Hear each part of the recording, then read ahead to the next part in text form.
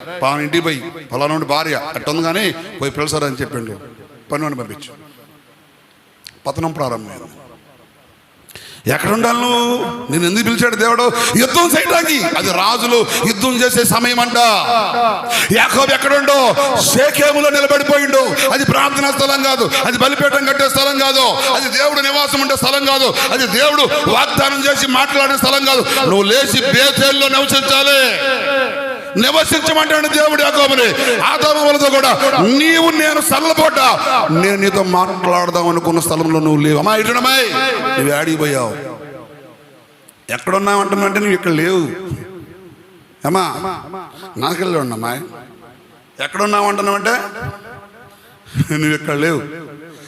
ఇక్కడ లేవంటే వాడితో మాట్లాడుతున్నావు. ఎవడాడు చెప్పు? వాడితో మాట్లాడుతున్నాడు. అయ్యగారు గురువారం ప్రార్థన రాబోయే తిడతాడు, అయ్యగారు శుక్రవారం ప్రార్థన రాబోయే తిడతాడు, అయ్యగారు మననే బాగా తిడతాడు కదా. నువ్వంటే అయ్యగారికి ఇష్టం లేదు, నీమే అంత ప్రేమ లేదు. అందరూ ఆళ్ళనవ తిరుగుతారు అయ్యగారు, ఏళ్ళనవ తిరుగుతారు అయ్యగారు. చెవులో వచ్చి కూర్చొని చెబుతా ఉంటాడు. నువ్వేమన్నాడు? అవును, అసలు మా ఇంటికి అయ్యగారే రాడు, మా ఇంటికి మాతో పెద్దగా మాట్లాడు, వాళ్ళింటికి పోదురు అన్నప్పుడు అవును సైతం చెప్పట్లేదు. అయ్యో నీకు చెప్పట్లేదా? చెప్పట్లే చెప్పింది.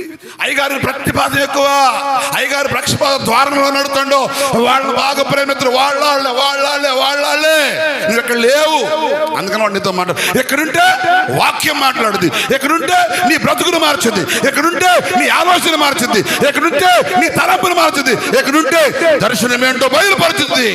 అందుకని అంటున్నాడు, ఇక్కడ దేవుడు నివసించే స్థలములో, దేవుడు సంచరించే స్థలములో, దేవుడు మాట్లాడే స్థలములో మనిషి నివసించకపోబట్టి ఆదాము హవ్వల పాపంలో పడిపోవడం కారణమైంది. దేవుడు నివసించే స్థలంలో యాకోబు లేడు కాబట్టి, వేరే స్థలంలో బలిపీఠం కట్టాడు కాబట్టి పిల్లలు చెడిపోయారు. దేనా చెడిపోయాడింది. ఇద్దరు లేవి సిమియోను నరహంతులయ్యారు. యాకోబు ఒంటరయ్యాడు. లే